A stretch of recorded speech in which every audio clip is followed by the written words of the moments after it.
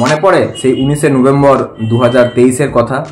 সেই 19শে নভেম্বর 2023-এ রাত্রিতে আহমেদাবাদ ক্রিকেট স্টেডিয়ামে কি হয়েছিল?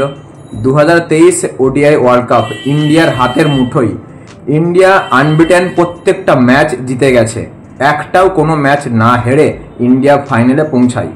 সেখানেতে গ্রুপ স্টেজেতে ইন্ডিয়া অস্ট্রেলিয়াকেও হারিয়ে ফাইনালে পৌঁছায়। বাট দুর্ভাগ্যবশত অস্ট্রেলিয়া ইন্ডিয়া ফাইনাল হয় ইন্ডিয়ার মাঠেই আহমেদাবাদ স্টেডিয়ামে 19শে নভেম্বর 2023-এ।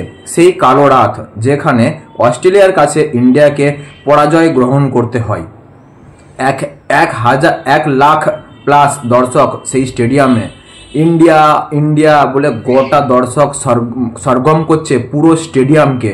সেখানেতে পুরো নিস্তব্ধ করে দিল শুধুমাত্র ইন্ডিয়ার হার। পুরো স্টেডিয়াম সেই সময় নিশ্চুপ হয়ে গিয়েছিল, চোখে জল চলে এসেছিল সকলের, শুধুমাত্র ইন্ডিয়ার হার। এখনো পর্যন্ত ভাবলে সেটা গায়ে কাঁটা দিয়ে ওঠে। ইন্ডিয়ার ক্রিকেটে 2023 19শে নভেম্বর সব থেকে এক কালো রাত হয়ে মনে থাকবে সকলের জীবনেতে। যদি ইন্ডিয়া সেই ওডিআই ওয়ার্ল্ড কাপটা জিততে পারতো তাহলে আজকে ইন্ডিয়ার কাছে তিনটে ওডিআই ওয়ার্ল্ড কাপ জেতার শিরোপা থাকতো।